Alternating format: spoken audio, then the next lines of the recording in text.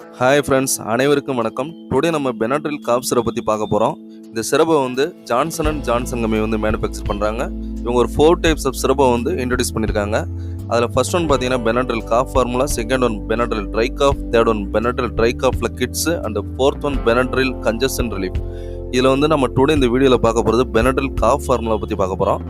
மற்ற எல்லாத்தையும் பற்றி அடுத்த வீடியோவில் பார்க்கலாம். வாங்க வீடியோக்குள்ளே போகலாம்.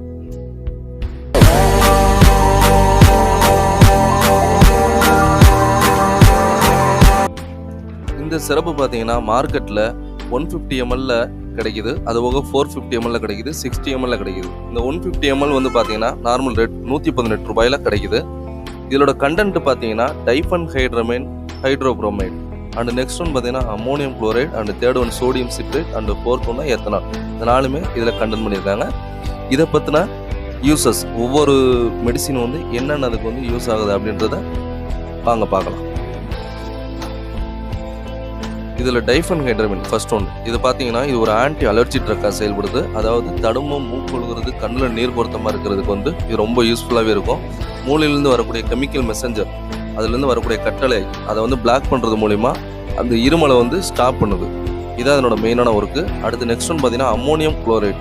இது ஒரு எக்ஸ்பெக்டோரண்ட், அதாவது சளியில் உள்ள பசை போன்ற தன்மையை மாற்றி அதை மூக்கு வழியாக வெளியேற்றுவது. இதான் இதனோட மெயினான ஒர்க்கு.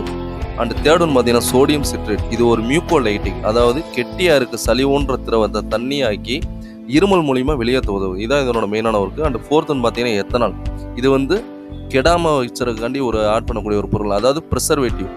இந்த சிரப் வந்து கெடாமல் ஒரு வருஷத்துக்காக இருக்கிறதுக்காண்டி இதை ஆட் பண்ணுறாங்க. இது இதனுடைய யூசஸ்.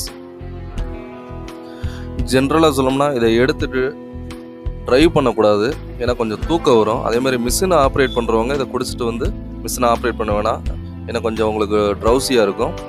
அதே மாதிரி கிட்னி பேஷண்ட் அவாய்ட் பண்ணுறது ரொம்ப நல்லது. ஆல்கஹால் எடுத்துகிட்டு கண்டிப்பாக எடுக்கக்கூடாது, ரொம்ப அன்சேஃபு.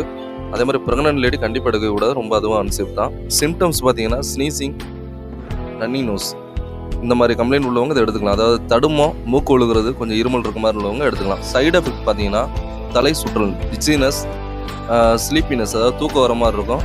இம்பேர்டு கோஆர்டினேஷன், அதாவது பலவீனமாக இருக்க மாதிரி உணர்வீங்க. இதெல்லாம் சைடு எஃபெக்ட்.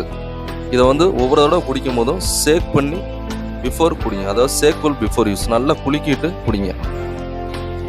இந்த சிரப்பு வந்து யார் எவ்வளோ எடுத்துக்கணும்னு பார்த்தீங்கன்னா 2லேருந்து 5 வயசு உள்ளவங்க 2.5 ml, அதாவது 4 மணி நேரத்துக்கு ஒரு தடவை. அதே மாதிரி 6லேருந்து 12 வயசு உள்ளவங்க 5 ml 4 மணி நேரத்துக்கு ஒரு தடவை. 12 வயசு அதுக்கு மேலே உள்ளவங்க 10 ml 4 மணி நேரத்துக்கு ஒரு தடவை. இது வந்து சாப்பிட்றதுக்கு முன்னாடியோ சாப்பிட்றதுக்கு அப்புறமோ எப்போனாலும் எடுத்துக்கலாம். இதாங்க கரெக்டான டோஸு. இதை ஃபாலோ பண்ணிக்கோங்க. நன்றி. நம்ம சேனலை கண்டிப்பான முறையில் சப்ஸ்கிரைப் பண்ணுங்கள், கமெண்ட் பண்ணுங்கள், லைக் பண்ணுங்கள், ஷேர் பண்ணுங்கள். நன்றி.